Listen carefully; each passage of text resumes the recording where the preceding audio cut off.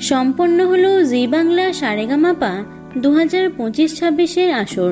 অন্যবারের সারেগামাপার মতো এবারেও সারেগামাপাতে ছিল বিশেষ চমক।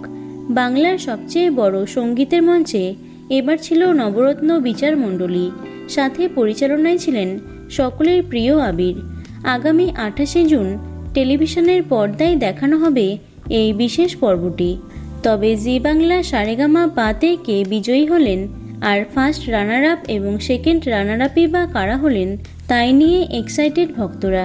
জাঁকজমকভাবে সম্পন্ন হলো সারেগামাপার গ্র্যান্ড ফিনালে। দীর্ঘ কয়েক মাসের অসাধারণ পারফরমেন্স এবং কঠিন প্রতিযোগিতার মাধ্যমে ফাইনালের মঞ্চে পৌঁছেছিলেন 5 জন দুর্দান্ত প্রতিযোগী। তারা হলেন আয়ুষ গুপ্তা, সায়ন্তনী ঘোষ, গীতশ্রী চৌধুরী, বিশ্বপ্রিয় চক্রবর্তী এবং সৃজন পোরেল। 5 জনের মধ্যে হাড্ডাহাড্ডি লড়াই হলো এদিন উপস্থিত ছিলেন জনপ্রিয় সঙ্গীতশিল্পী মিকা সিং। মোট 12 জন বিচারকের উপস্থিতিতে সবটা সম্পন্ন হয়েছে।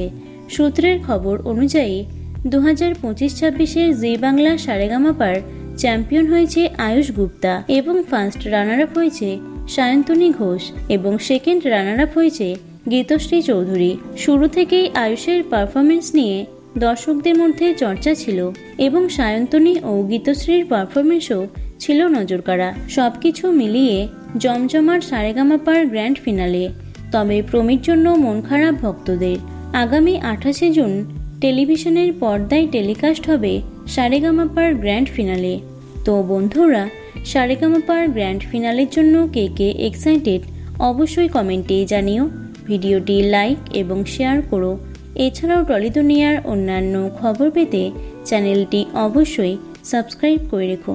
ধন্যবাদ।